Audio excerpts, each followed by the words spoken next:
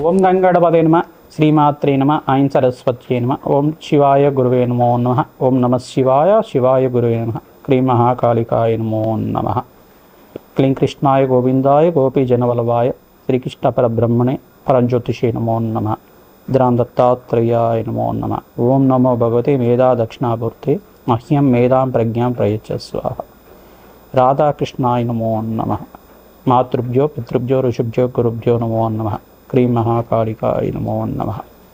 YouTube ప్రేక్షకులకి అందరికీ కూడా నమస్కారం అండి.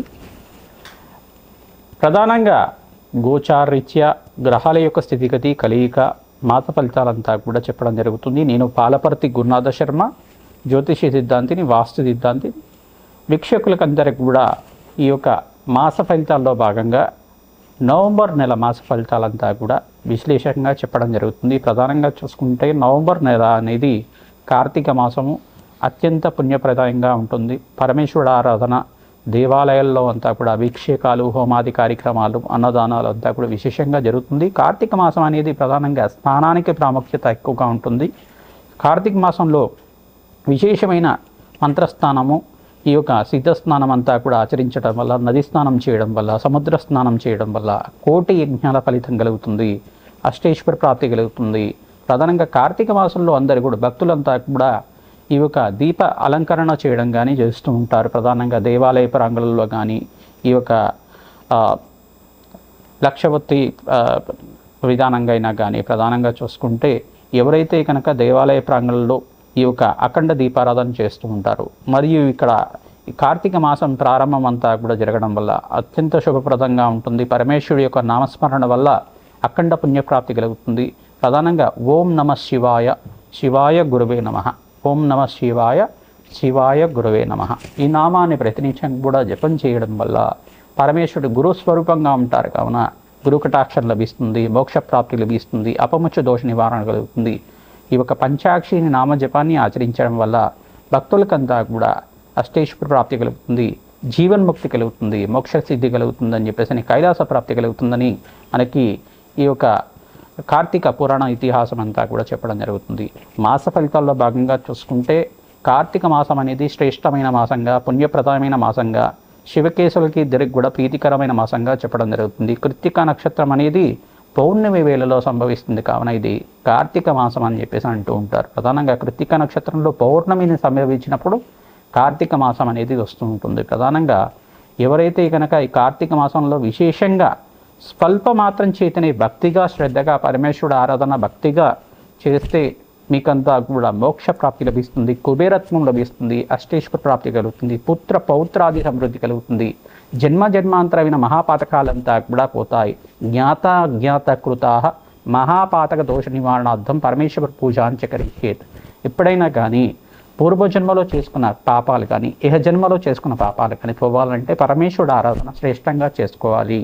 ప్రధానంగా దేవాలయ ప్రాంగణంలో చెరుకు రసంతో మరియు మారేడు పత్రితోటి ఈ యొక్క లక్షపత్రి పూజ ఆచరించడం కానీ, చెరుకు రసంతో అభిషేకం చేసుకోవడం కానీ, తేనెతో అభిషేకం చేసుకోవడం కానీ, నారికేల జలంతో అభిషేకం చేసుకోవడం కానీ, వట్టివేరు అనేది ఉంటుంది. వట్టివేరు ద్రవ్యంతో స్వామివారికి అంతా కూడా అలంకరణ చేయడం, ఆ వట్టివేరునంతా కూడా చల్లగా ఉండేటట్టు చేయడం కానీ చేస్తూ ఉండడం వల్ల పరమేశ్వరుడు అనుగ్రహం వల్ల మీకంతా కూడా పుత్ర పౌత్రాది సమృద్ధిమే పరమేశ్వరాయ నమో నమః.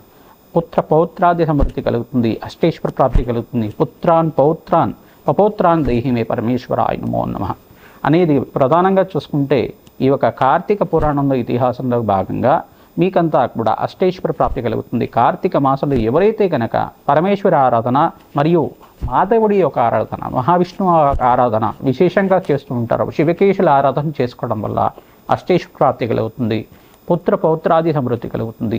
ఇక్కడ శివాలయంలో ఏమో ప్రధానంగా చూసుకుంటే విష్ణు నామస్మరణ చేయమంటారు. ఈ యొక్క విష్ణు ఆలయంలో, విష్ణు సంబంధిత ఆలయంలో కానీ ఈ యొక్క శివ నామస్మరణ చేయమని చెప్తారు. తద్వారా మీకంతా కూడా శివకేశవులకి భేదం లేదు అని చెప్పేసి మనసులో భావన కలగాలి.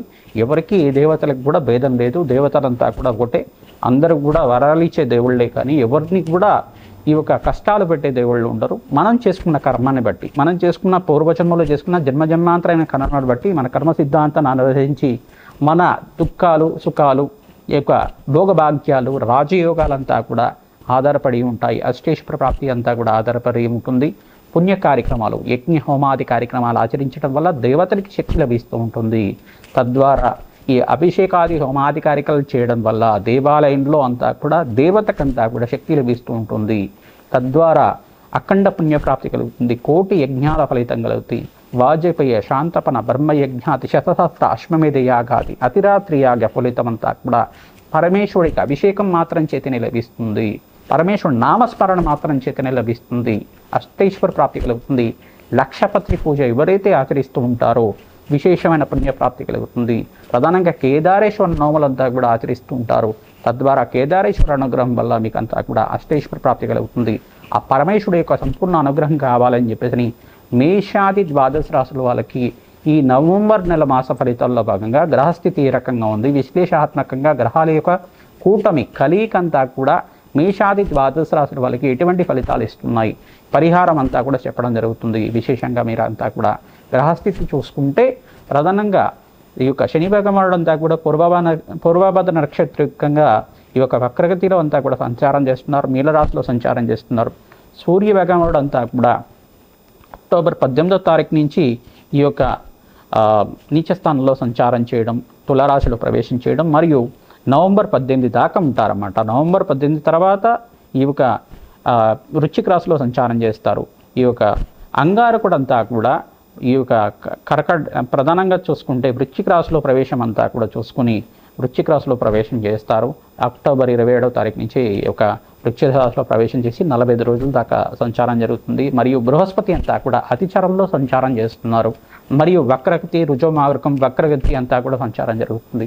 అక్టోబర్ 18, 19 తారీఖులో అంతా కూడా కర్కాటక రాశిలో ప్రవేశం చేసిన బృహస్పతి అంతా కూడా ఉచ్చ స్థానంలో అత్యంత బలంగా ఉంటారు, అత్యంత శుభుడుగా ఉంటారు. ఈ యొక్క రాజయోగ కారకుడిగా బృహస్పతి అంతా కూడా సిద్ధయోగంలో అంతా కూడా మారడం జరుగుతుంది. బృహస్పతి అంతా కూడా అతిచారంలో మార్పు అంతా కూడా 48 రోజుల దాకా డిసెంబర్ 5, 6వ తారీఖు దాకా ఈ యొక్క కర్కాటక రాశిలో ప్రవేశం చేసిన బృహస్పతి అంతా కూడా ఈ యొక్క ఉచ్చస్థానంలో సంచారం చేయడం, అతిచారంలో సంచారం చేయడం, మరో తిరోగమనం అంతా కూడా మిథున రాశిలో సంచారం చేయడం జరుగుతుంది. మరియు ఇక్కడ నీచస్థానంలో శుక్రభగవానుడు అంతా కూడా సంచారం చేస్తున్నారు. శుక్రభగవానుడు నీచస్థానంలో సంచారం చేస్తున్న శుక్రభగవానుడు నవంబర్ 3వ తారీఖు రోజున 1, 3వ తారీఖు లోపల ఈ యొక్క రాశి మారడం జరుగుతుంది. నెల రోజులకు ఒకసారి మారుతూ ఉంటాడు శుక్ర భగవానుడు, సూర్య భగవానుడు, బుధుడు అంతా కూడా నెల రోజు మారడం జరుగుతుంది. ఇక్కడ శుక్ర భగవానుడు అంతా కూడా తన స్వక్షేత్రమైన తులారాశి ప్రవేశం చేస్తారు. బుధ శుక్రుడు కలయిక జరుగుతుంది. మరియు బుధ భగవానుడు అంతా కూడా ఈ యొక్క నవంబర్ మాసాంతంలో అంతా కూడా మారడం జరుగుతుంది. ఈ యొక్క చతుర్గ్రహ కూటమి అంతా కూడా జరుగుతూ ఉంటుంది. ఇక్కడ ప్రధానంగా చూసుకుంటే కార్తీక మాసంలో పరమేశ్వరుడు ఆరాధన, శివకేశుల ఆరాధన విశేషంగా చేసుకోవడం, మరియు ఇక్కడ నవంబర్ 20 తర్వాత మాసాంతంలో ప్రధానంగా మార్గశీర్ష మాసం అంతా కూడా గురు దత్తాత్రేయ స్వామి వారికి ప్రీతికరమైన మాసము, తేజోవంతమైన మాసం. మార్గశీర్ష మాసంలో ఎవరైతే కనుక దత్తాత్రేయ ఆరాధన చేస్తూ ఉంటారో దత్తాత్రేయాయ స్మరణ మాత్రం సంతుష్టాయ నమః ఇటువంటి నామాన్ని జపాన్ని ఆచరించుకోవడం, దత్తాత్రేయాయ దిగంబరాయ దత్తాత్రేయాయ నమో నమః, అత్రిపుత్రాయ అనసూయసుతయే నమో నమః. ప్రధానంగా అనగాపతి అయిన ఈ యొక్క అనగాస్వామి అయిన దత్తాత్రేయ స్వామిని ఆరాధన చేసుకోవడం మాత్రం చేతనే దత్తాత్రేయాయ గురు శరణం మమ అనే నామాన్ని చేసుకోవడం వల్ల దత్తాత్రేయాయ గురు శరణం మమ అనే నామాన్ని ప్రతినిత్యం కూడా జపాన్ని ఆచరించుకోవడం వల్ల దత్తాత్రేయుడు స్మరించడం మాత్రం చేతనే భగవంతుడంతా కూడా భక్తవత్సలుడు స్మరించడం మాత్రం చేతనే భోగభాగ్యాది సమృద్ధి, అష్టైశ్వర్యాప్తి, మోక్షసిద్ధి లభించే విధంగా అనుగ్రహిస్తాడు. అత్యంత పుణ్యప్రదమైన దేవతగా చెప్పడం జరుగుతుంది. దత్తాత్రేయుడు నామస్మరణ చేయడం వల్ల కోటి యజ్ఞాల ఫలితం కలుగుతుంది. సర్వే పితృణాం శాశ్వత పరబ్రహ్మక శ్రీనివాసిత్యత్వం దత్తాత్రేయ నామస్మరణ చేయడం చేతనే 27 తరాల దాకా పితృదేవతలంతా కూడా శాశ్వతంగా దత్తాత్రేయ లోకంలో, బ్రహ్మలోకంలో, పరబ్రహ్మలోకంలో స్థిర నివాసంగా ఉంటారు. మోక్షసిద్ధికి లభిస్తుంది, అష్టేశ్వర ప్రాప్తి కలుగుతుంది. ఈ యొక్క విశేషాలంతా కూడా ఈ మాస ఫలితాల్లో భాగంగా చెప్పడం జరుగుతుంది. పరిహారం కూడా చెప్తాం. మీరంతా కూడా పరిహారం ఆచరించండి. మీకు జన్మజాతకమే ప్రధానమైన జాతకంగా ఉంటుంది. మీ జన్మజాతకంలో ఎటువంటి దోషాలు ఉన్నాయి, పరిహారం అంతా కూడా యజ్ఞ హోమాది కార్యక్రమాలు, పరమేశ్వరుడు అభిషేక హోమాది కార్యక్రమాలు, లక్షపత్రి పూజా విధానం అంతా కూడా మా పీఠం ద్వారా చేయడం జరుగుతుంది. ప్రధానంగా మీకు జన్మజాతకాన్ని మీరు విశ్లేషణ చేయించుకొని మీరంతా కూడా పరిష్కారం చేసుకోవడం వల్ల అష్టైశ్వర్య ప్రాప్తి కలుగుతుంది.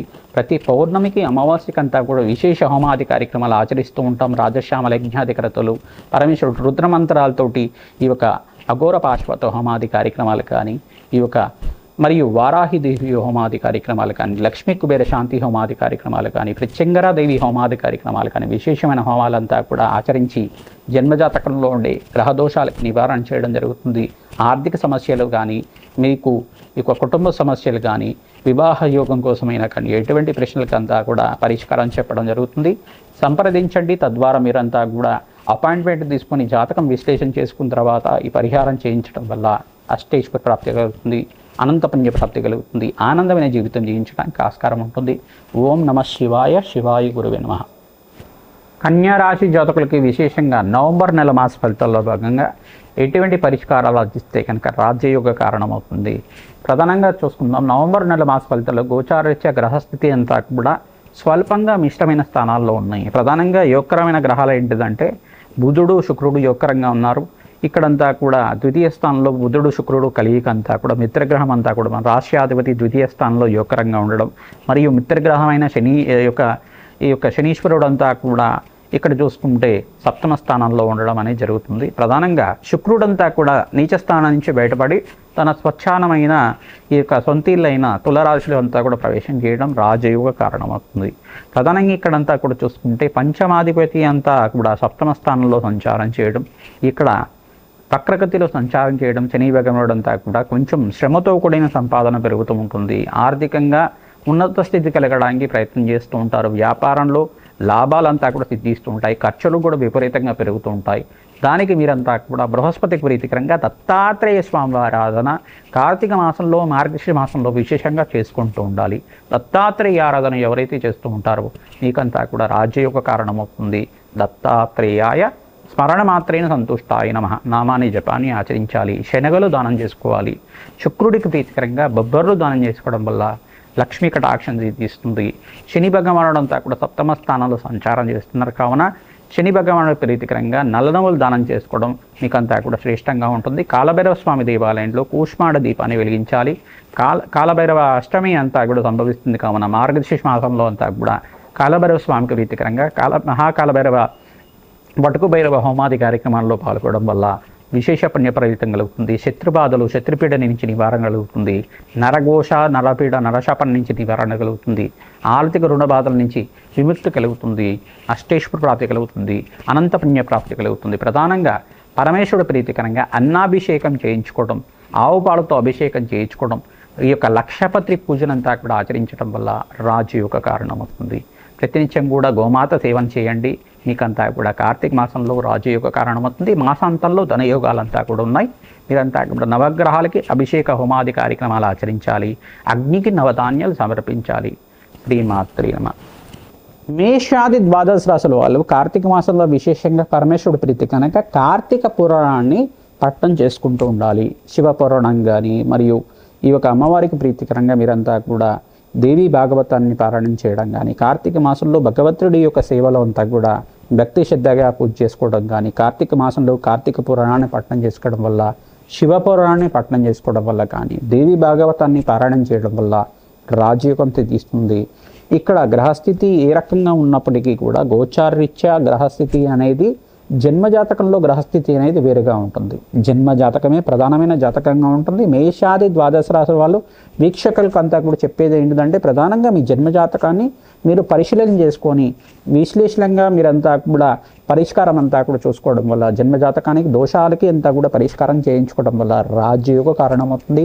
కార్తీక మాసం పుణ్యప్రదమైన మాసం. శివకేశవులకి అమ్మవారికి అంతా కూడా చాలా ప్రీతికరమైన మాసం కావున విశేషంగా అమ్మవారికి ప్రీతికరంగా మీరంతా కూడా ఈ యొక్క జపహోమాది కార్యక్రమాలు కానీ, పరమేశ్వరుడు ప్రీతికరంగా మహావిష్ణువుకి శివకేశవులకు ప్రీతికరంగా పుణ్య కార్యక్రమాలు ఆచరించుకోవడం, అన్నదానం చేయడం వల్ల శ్రేష్టమైన జీవితం జీవించడానికి, పుణ్యయోగం తెదించడానికి, ఆర్థికమైన కష్టాల నుంచి బయటపడడానికి, రుణబాధల నుంచి బయటపడడానికి కానీ, మీకంతా కూడా వ్యాపారంలో మార్పులు కలగడానికి కానీ బృహస్పతి మార్పు వల్ల రాజయోగం తెదిస్తుంది. 48 రోజుల దాకా ఈ యొక్క బృహస్పతి మార్పు అంతా కూడా రాజయోగ కారణమవుతుంది. కార్తీక మాసంలో పరమేశ్వరుడు ఆరాధన విశేషంగా నారికేల జలంతో, పసుపుతోటి మరియు చెరుకు రసంతో, ఈ యొక్క దానిమ్మ పళ్ళ రసంతో, ఈ యొక్క తేనెతోటి విశేష అభిషేకాది కార్యక్రమాలు ఆచరించుకోవడం, అన్నాభిషేకాన్ని చేయడం వల్ల ప్రదోష కాలంలో ఎవరైతే కనుక విశేషమైన అభిషేకం చేస్తుంటారో, ప్రధానంగా ఈ యొక్క షట్కాల పూజ అంతా కూడా పరమేశ్వరుడు ప్రీతికరంగా చేయించుకోవడం వల్ల పుణ్యయోగం సిద్ధిస్తుంది, రాజయోగం కలిసి వస్తుంది. రుద్రాక్షమాలని ఈ మాసంలో ధారణ చేయాలి. ఎవరైతే కనుక రుద్రాక్షమాలను ధారణ చేస్తూ ఉంటారో పుణ్యయోగం సిద్ధిస్తుంది, అష్టైశ్వర్య ప్రాప్తి కలుగుతుంది.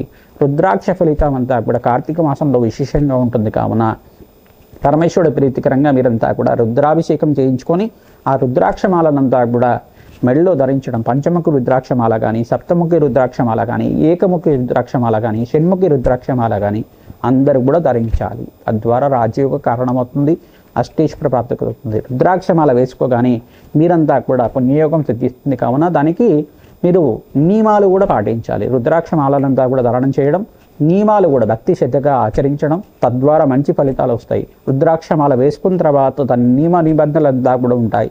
దాని నియమాలన్నీ కూడా తెలుసుకొని గురువులు తెలుసుకుంటే కనుక గురువు ఆశీర్వాదం వల్ల మీకంతా కూడా అష్టేశ్వర ప్రాప్తి కలుగుతుంది. మీరంతా కూడా రాజయోగ కారణమవుతుంది. శ్రీమాత్రే నమః.